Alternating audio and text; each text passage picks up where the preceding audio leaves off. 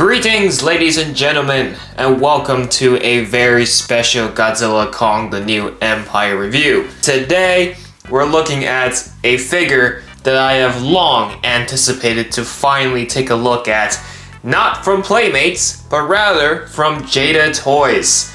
This is, of course, the RC Heat Ray Godzilla. I obviously still have it in its shipping box, so let me fix that quickly and take it out of the shipping box, shall we? This is like the ultimate toy you can get from this movie. For the packaging, it is very similar to a Playmates packaging, whereas an open box concept. It is a box, it's shaped like a box, but it is open, meaning you can very well access the figure directly. Even when you see it in store, you're begging your mom to buy it for you, and you can just test it out. You know, you can just look at it and be like, oh my god, this is such a cool figure, mom, can we get this? And she probably will say no, because this is a very expensive figure. Now in the US, I do believe it's around 40 USD, so it's not too bad, but up here in Canada, it is definitely gonna be pricey, I can tell you that. The concept of this package is something I've always stood behind, especially since Playmates has done it. Looks like Jada Toys has also done it here, so pretty solid, might I say. I do like the little inclusion of his pink heat ray. I know he has an actual heat ray feature. There's no heat ray piece, but you know, just a little decoration there on the box. It's pretty solid. Simulated heat ray breath, realistic stomp in action, energy spines, tail whip action, lights and sound. So this, I really hope this will top the 13-inch lights and sound Godzilla that we got from Godzilla vs. Kong last time. At the bottom of the package, we have the movie logo. This is what the Godzilla render is. Looks like they don't have Kong on here, which I guess makes sense, it's just Godzilla. And then looking at the side, oh yeah, this looks sick. Had to back the camera up quite a bit so you can actually see the full box. And then the other side, there you go. That is what you're looking at. And then here is the back. Now, you may pause the video to slowly examine it in full detail if you wish, but there's your average look at the back of the box, which looks absolutely spot on. And then finally, we have the top of the box. If you really want to see the top of the box, there you go. And then the bottom, not much, just shows you the batteries. This is gonna be one heck of a figure, that's for sure. But you know what's even better than the box? The figure itself when it's taken out of the box. So, let me catch my breath, and then let's unbox this thing, shall we?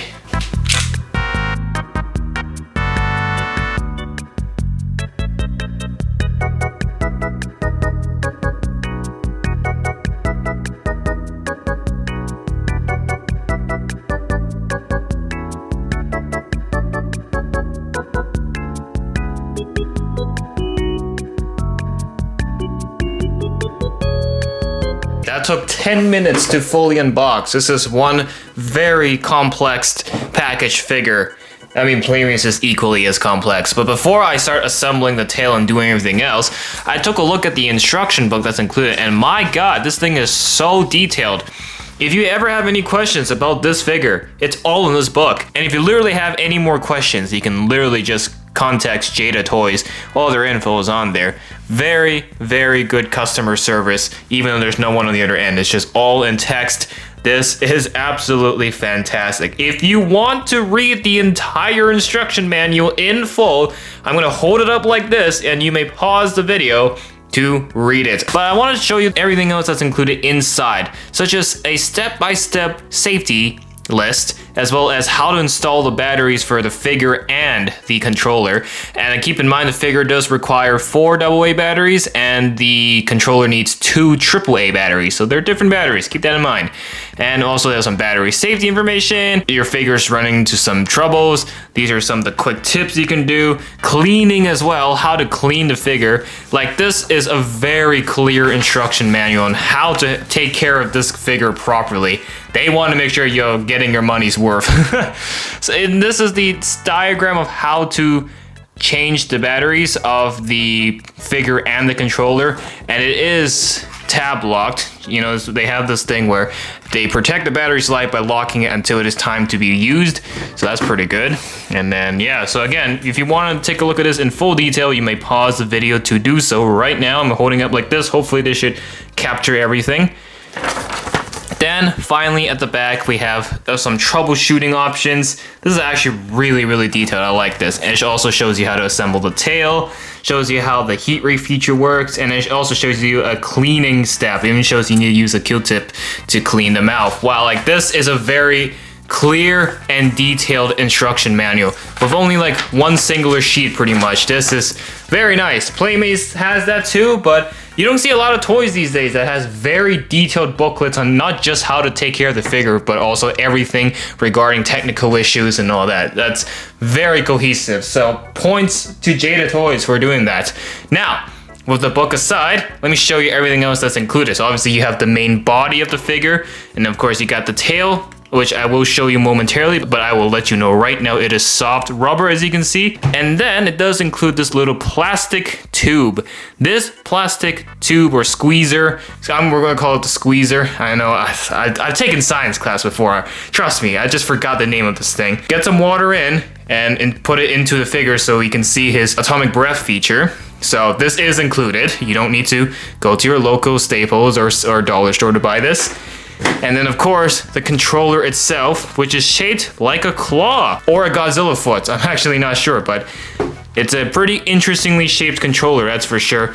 And then this is to protect the batteries. Not bad. We'll take a look at the controller in a bit, but that's all the different components included in the box disassembled.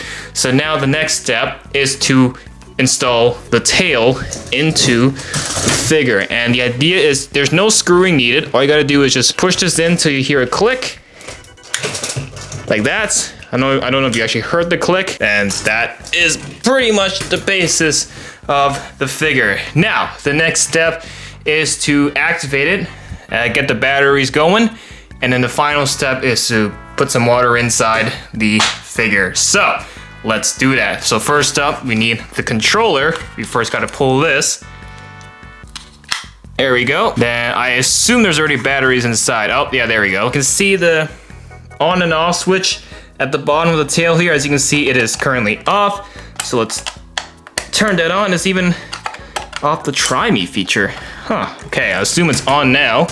There we go. Okay, there is batteries in the thing. As you can see, the dorsal fins are lighting up. And then we just gotta wait for it to stay on.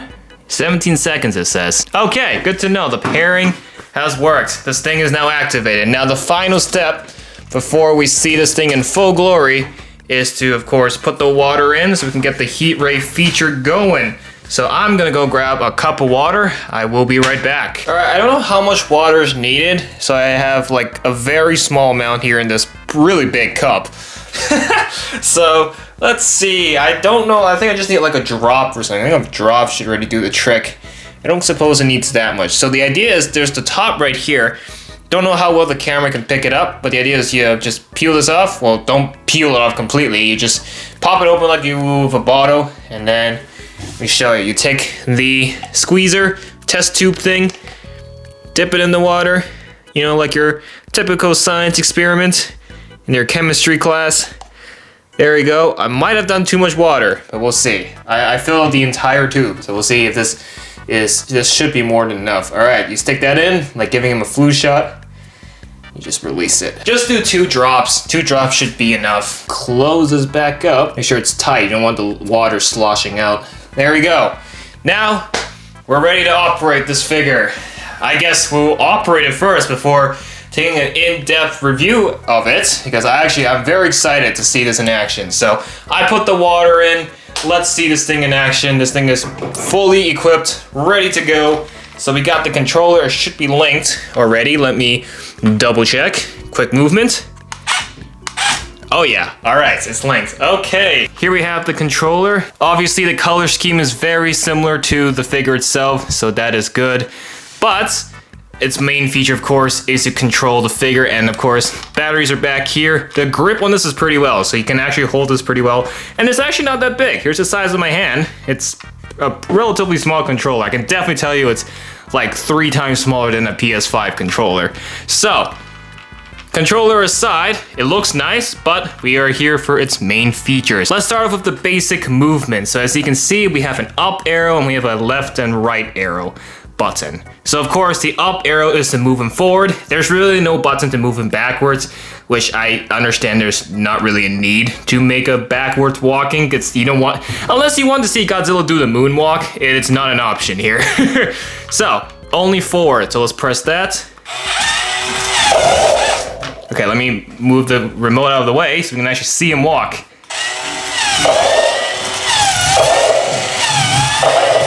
That is pretty sick. Now let me pull him back so he doesn't walk off the table. And if you're wondering how he's able to move that flawlessly, I will show you a more in-depth look in a second after we play around with the figure a bit.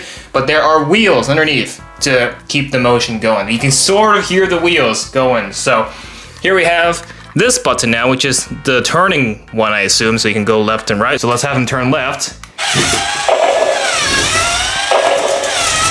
It's a bit wonky, but it works. He can't really do really sharp turns, and his tail is already caught at the back of the wall here. All right, let's have him do a right turn. Which is this button, by the way.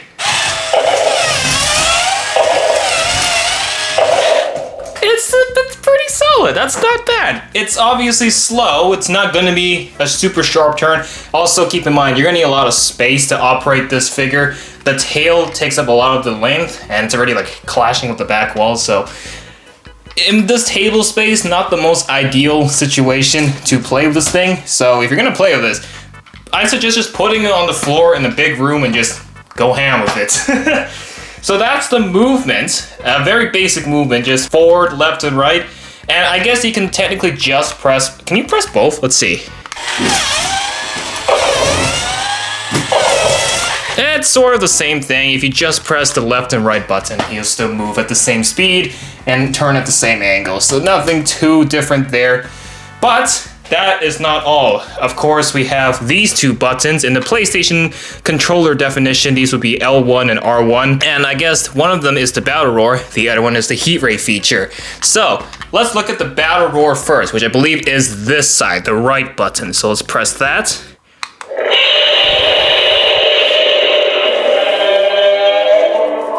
That is very loud compared to the Playmates Lights and Sound Godzilla. I'll pull that one out in a second so we can do a comparison, but I think that's it. It's just a sound. So the other button is what I like to think of his ultimate feature, which is of course the heat ray. The whole reason why I even put water inside the figure is because of this very button, which is of course his heat ray. Now, I do know it's gonna look cooler when all the lights are off, but I want to quickly show you what it looks like, well, obviously with all the lights on. I will do it twice. Press that button, you'll see him unleash that heat ray. So, let's see it.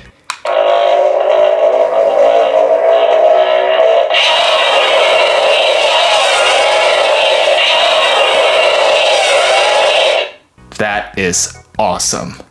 And I saw the smoke particles. That is pretty cool. It's like little mists coming out. Whoever at Jada Toys designed this figure, I just want to say hats off to you because that is amazing. Now, I don't know how well the camera picked up the heat ray. I don't think the camera picked up the heat ray at all. It's like smoke coming out.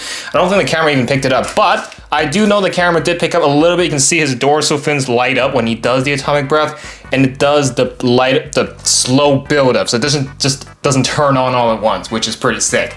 Now, obviously, it'll look a lot better with the lights off. Okay, I've turned off the studio lights for a second. I still have the room light on. Obviously, it's like very orange. It doesn't look the best, but I want to see what it looks like because the studio lights are a little bit too bright, so it kind of diminishes everything. So with the lights slightly dimmer now, I think this should capture the dorsal fins a little bit better. So let's press this button once again.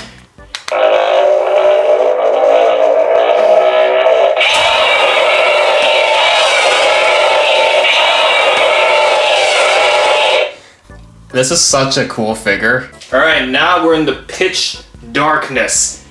Show us how it's done, Godzilla.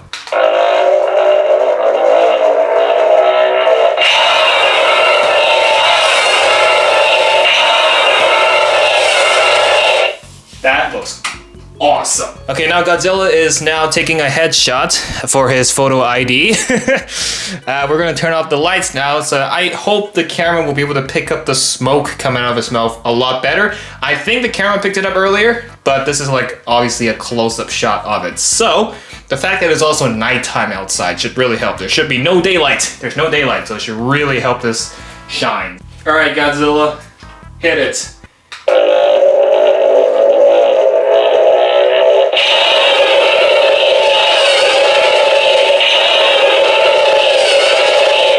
If you want to see what the dorsal plates look like, how it lights up, this is what I'm gonna do.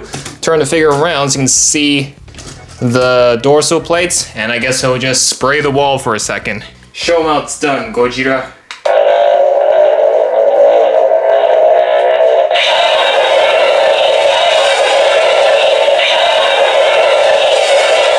Yeah, that looks sick. And that is basically the entire play feature of this remote. It's a very sick figure. Here is the 13-inch mega heat ray with lights and sound Godzilla from Godzilla vs. Kong. This figure gave me my highest viewed video ever on my channel, as alongside the Kong obviously, but there you go. That's your size comparison. I do believe they're about the same size. And obviously, this Godzilla is, the Jada Toys one is obviously a little bit wider as well. The tail is obviously way longer. It's quite evident, and there's no argument there. It's no debate. This Godzilla trumps the Mega Heat Ray Godzilla by a mile. The playability on this one is a significant step up to what we got here. Obviously, this one isn't remote controlled either, but it does have a pretty cool light up feature and roar. If you don't remember, here's the recap.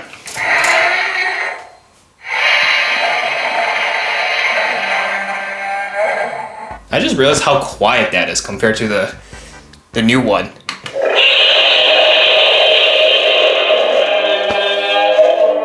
That's a stark difference in volume, and that's not even adjusted in the editing. Obviously, the lights and the sound feature of this Godzilla, it's obviously two separate buttons, whereas this one is all in one button.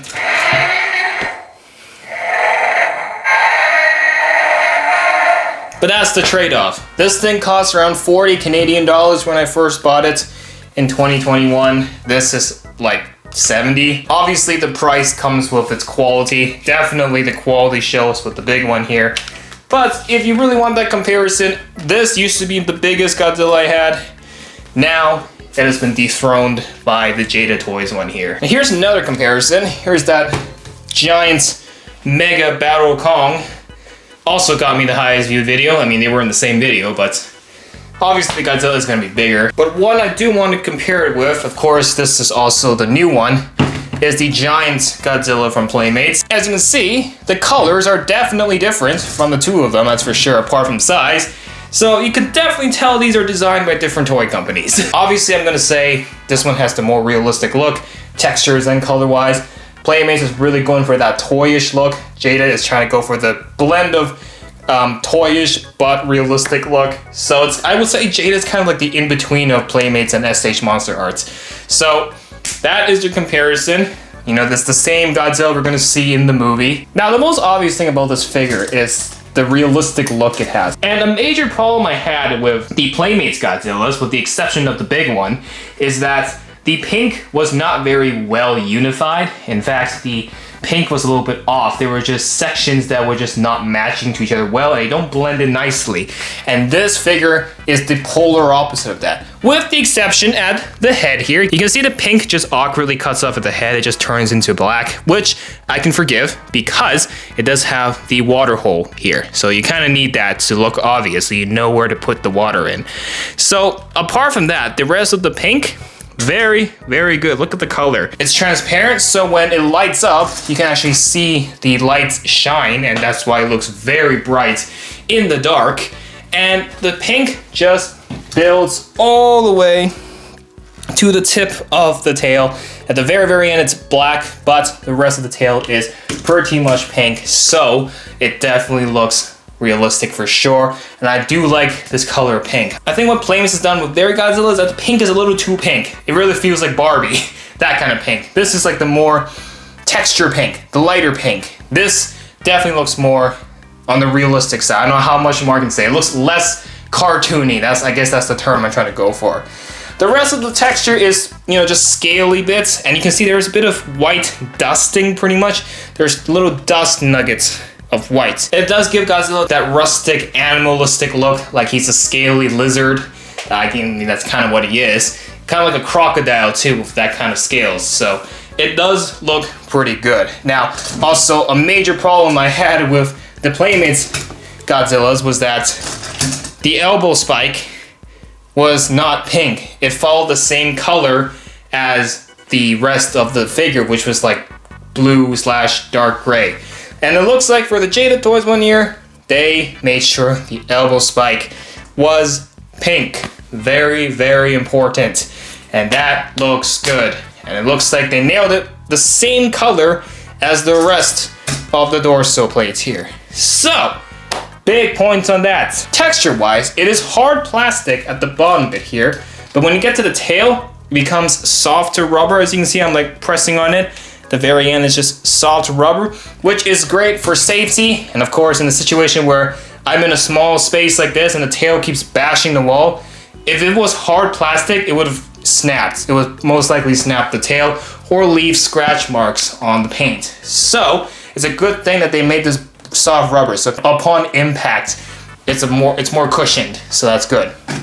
But the legs and the lower waist part here, hard plastic. That's good.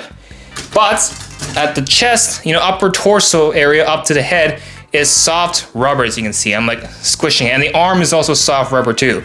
I guess inside is a plastic tube/bag or something that's holding the water. This is the best you're gonna get. It is a little bit dark. I mean, that's due to his nature of his color scheme, but that's a pretty good looking battle roar face. He looks very mean. Looks like he's ready to fight some other kaiju.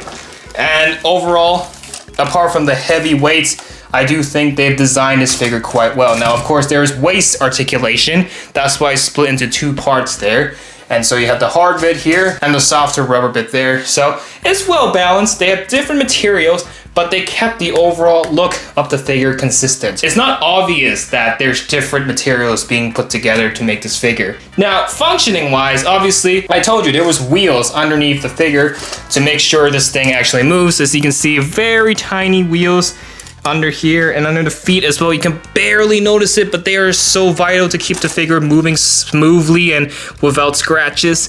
And of course, the switch and the battery bit is right under the tail. The speaker is also here. This is where I'm not sure how well the camera can pick it up, but the speaker is right there. I wouldn't say it's perfect because of this one issue, which is the same problem the giant Playmates figures have. Screw holes. The curse of the screw holes.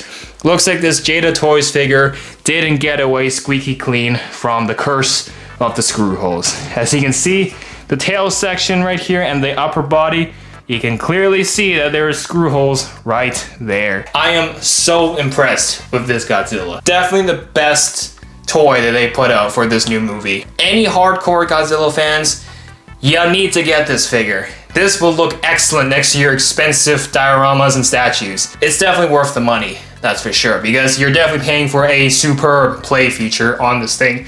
And it's the first time I actually have an RC toy in general. So, out of 10, what do I rate it? Because look, it's a fantastic figure, but it's not perfect.